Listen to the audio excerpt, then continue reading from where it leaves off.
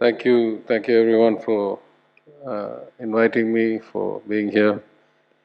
I don't really have any prepared remarks, and I must first apologize for being late, ran over at some other event.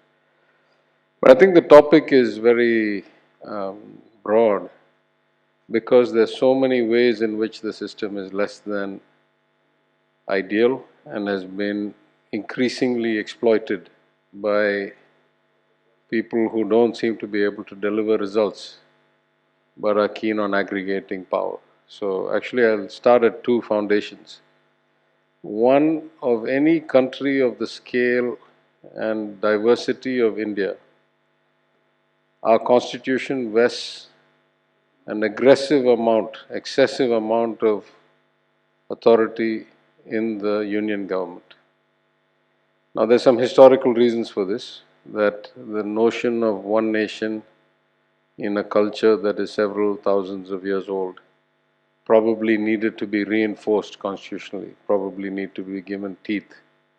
And therefore, the founders of the country, the designers of the constitution, in their wisdom, chose to allocate this level of authority at one point. We live in an interconnected world, so just to prove my point of the aberration, I would say, as I have many places before, take extremely capitalist America on one side and self-avowedly communist China on the other side.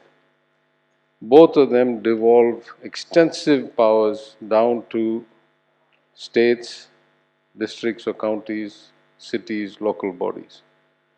From, police, school boards, taxation, direct taxation, indirect taxation, alcohol policy, retail policy, industrial permits, environmental clearance. Many of these things get done starting at the city, the county, the state. Our constitution vests many of these powers either at the union or in some cases the state. There is no city police, there's only a Tamil Nadu police. The other basis I will start from is the Dravidian movement that I come from. And we started with the notion of self-respect and social justice as the basis for our political philosophy and ideology. The natural extension of self-respect is self-determination. And the way you get self-determination, or the closest to it in a democracy, is to have local self-governance. You elect people close to you, accountable to you, who take your inputs and shape policy and outcomes and allocation of resources and so forth. So from both perspectives, the Dravidian movement has been historically, going back to the days of Anna and even before that to the Justice Party, vociferously for expanded powers at the local bodies closer to the people. This inherent problem has become much more critical or much more profound in two ways. One, the increasing diversity in the country, from economic outcomes to educational outcomes to health outcomes. We find great disparity between the best and the worst states on any measure. Disparity that used to be at best 2:1, maybe at independence, became more like 3-4:1, and in some measures now maybe 10:1. Something as aggregate a number as per capita income is maybe 4 or 5:1 between, let's say, Tamil Nadu and Bihar. So the likelihood of one policy, one allocation model, one decision coming out of a union government, any union government, irrespective of party, being suitable for everybody is close to zero. The second exacerbating factor has been this particular regime, which the Honorable Prime Minister, when he was the Chief Minister of Gujarat, was the greatest champion of states' rights, federalism, allocation, devolution, has suddenly turned out to be the direct antithesis to every single word that he said, every single principle he stood for when he was the Chief Minister. But if we see this evolution, we are starting to see a huge divergence. The union starts putting its hand into everything, into minor ports, into dams, into cross-border transactions, into border checkpoints, into taxation, indirect taxation. In every way, now recently, IAS officer postings, in every way they want to aggregate as much power as they can into their hands.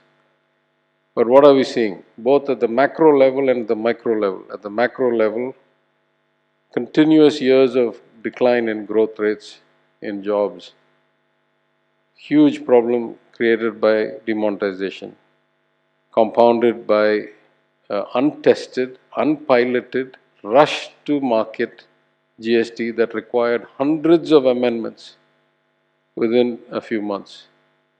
And then national lockdown without any science, without any assessment, ordered on 4 hours notice. The consequences of bad policy sometimes take years to manifest themselves, but they will come. And there is a direct link between bad policy and bad outcomes. It amazes me how the press seems to forget that when bad outcomes come, they didn't fall from the sky. They are the consequence of bad actions, bad policy decisions. The compounding effect at a micro level is that we find every measure that the union government tries to implement with the so-called cess, with the so-called union program. Let's take Swachh Bharat. They can build toilets, but the union government is not in the business of supplying water on a daily basis to every toilet in every state, in every city, in every village. So you build a toilet, the authority or the responsibility to keep it supplied with water vests with some local body. They cannot deliver, you have just wasted the money. It's worse than not having built the toilet. You've built a toilet that cannot be used. There's just every audit report, if you look, neither have the cesses been allocated and spent for the reason they were collected, nor have they been able to achieve the performance metrics for those cesses. If this was not bad enough, we are finding two additional kind of intrusions into the rights of states and local bodies. And one is bills that are passed in state assemblies, supposedly for ceremonial signature by governors, by the president, by union government approval, never get implemented. In September, we passed a bill to reform the Land Registration Act to catch malfeasance, to prosecute offenders, to reverse prima facie bad transactions like registering temple land in the name of private people. Union government has not yet given us a cent. What is the point of having elections to create legislatures who pass after debate bills, in some cases unanimously, that never get implemented because somebody refuses to sign it? How is this democratic? We're also seeing the courts, very often under the influence of the union government, start to rule in ways that deeply intrude into the constitutional space that should belong to governments, whether it's state or local body governments. So at a profound level, I'm worried that we are reaching this unsustainable paradox where the people who can execute are not given the funds, not allowed to function, not allowed to legislate, not allowed to reform, not allowed to deliver results. And the people who aggregate all the money, all the power, all the institutions, simply don't have the competence to perform. Some of it is systemic. They simply cannot perform. There has not been a form of government yet where you can sit in one place and dictate the lives or the outcomes of 1.4 billion people without variability, without adaptability, without customization. It just cannot be done. So these are not things that political power or sheer will can obliterate and deliver results for you. So I worry that we are starting to see fractures set in the nature of our society, of our democracy. If this kind of paradox persists, that those with the power cannot do anything and those who can do anything are stripped of their power, where does this end? Not in a very good place. So with that, I'll just conclude my remarks and wait to either listen to other people or take questions. Thank you.